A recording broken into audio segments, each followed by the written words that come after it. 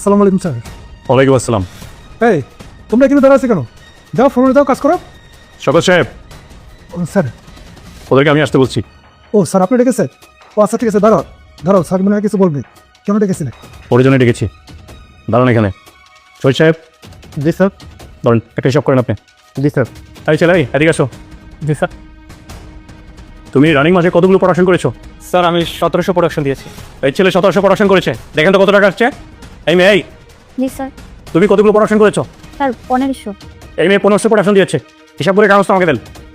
Sir. শকত সাহেব, জি sir. এই ছেলের বেতন দিয়েছেন আপনি? হ্যাঁ স্যার, বেতন কমপ্লিট দিয়ে দিয়েছি স্যার। কত টাকা দিয়েছেন? স্যার হিসাব করে সব দিয়ে দিয়েছি তো।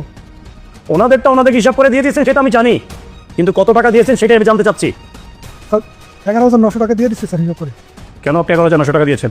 আমি 12 টাকা করে রেট দিয়েছি।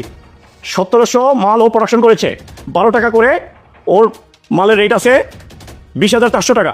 স্যার ঈদের আগে যদি পুরো টাকাটা দিয়ে দিই তাহলে ঈদের পরে আর আমাদেরকে পাওয়া যাবে না স্যার, এই জন্য আমি কম টাকা দিয়েছি স্যার। ঈদের পরে আমি পুরোটা পরিশোধ করে দেবো স্যার।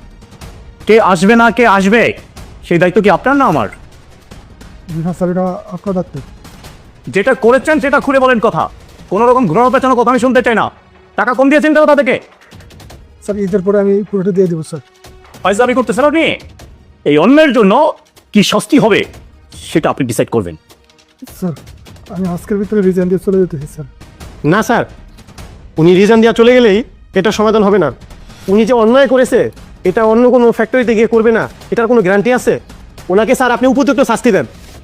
ঠিকই বলেছেন আপনি, ওনাকে উপযুক্ত শাস্তি দিয়ে তারপরে বের করতে হবে। এই শোনেন, 2 দিনের মধ্যে প্রত্যেকটা শ্রমিকের টাকা পরিশোধ করবেন। কোথা থেকে করবেন, কিভাবে করবেন, কোনো রকমের অজুহাত শুনতে চাই না। ঠিক আছে স্যার, পরিশোধ করে দেবো। কোনো রকম চালাকি করার চেষ্টা করেন না। আপনার গাড়ির কাগজ, আপনার জমিনের কাগজ সব কিছু কিন্তু আমার হাতে। কোনো রকম চালাকি করলে কিন্তু আমি এগুলো বাজেয়াপ্ত করব।